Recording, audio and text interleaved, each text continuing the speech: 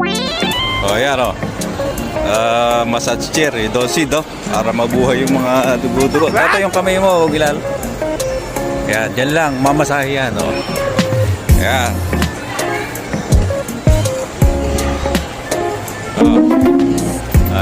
Para kasi ano yan, voltage pipe.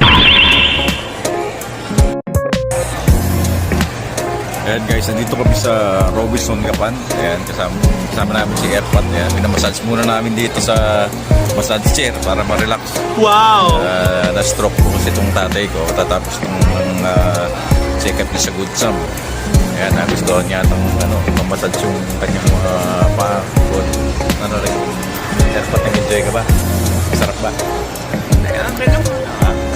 Okay ba yung masahe? O gusto mo yung nagmamasahe yung nakabikini? Masisira ang buhay. Halika na!